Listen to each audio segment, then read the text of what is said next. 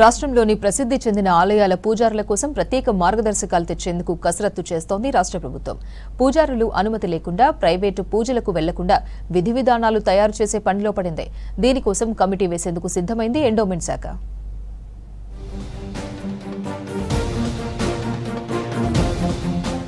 రాష్ట్రంలో A1 కేటగిరీలోని భద్రాచలం, యాదగిరిగుట్ట, వేములవాడలోని ఆలయాల్లో పనిచేసే పూజారులను ప్రత్యేకంగా చూస్తారు భక్తులు. అలాంటి వారితో పూజలు చేయించుకోవాలని భావిస్తారు. అయితే దీన్ని అదునుగా చేసుకుంటున్న కొందరు ఆలయాల్లో పూజలు కాకుండా సొంతంగా ప్రైవేటు పూజలకు ఎక్కువగా వెళ్తున్నారని ఆరోపణలు ఉన్నాయి. కొందరు పూజారులు పూజల కోసం విదేశాలకు కూడా వెళ్తున్నారని దేవాదాయ శాఖ అధికారులు గుర్తించారు. ప్రభుత్వం నుంచి జీతం తీసుకుంటూ దేవాదాయ శాఖ ఆధీనంలో ఉన్న ఆలయాల్లో విధులకు డుమ్మా కొట్టే పూజారులను కట్టడి చేయాలని భావిస్తోంది సర్కార్. ఇందుకోసం గైడ్ లైన్స్ రూపొందిస్తున్నట్టు సమాచారం. ఇప్పటికే ఈ విషయాన్ని దేవాదాయ శాఖ అధికారులు మంత్రి దృష్టికి తీసుకువెళ్లినట్టు సమాచారం.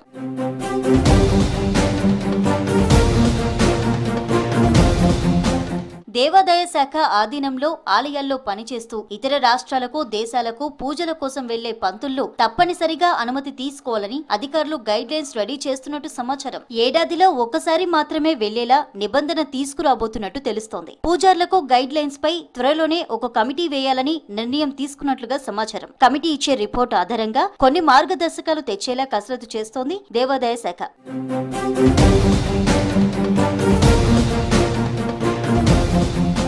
కొత్తగా తెచ్చే మార్గదర్శకాల్లో పూజారులను కట్టడి చేయడంతో పాటు ఆలయాలను మరింత అభివృద్ధి చేయడం, ఆదాయం మరింత పెంచుకోవడం వంటివి ఉంటాయంటున్నారు దేవాదాయ శాఖ అధికారులు.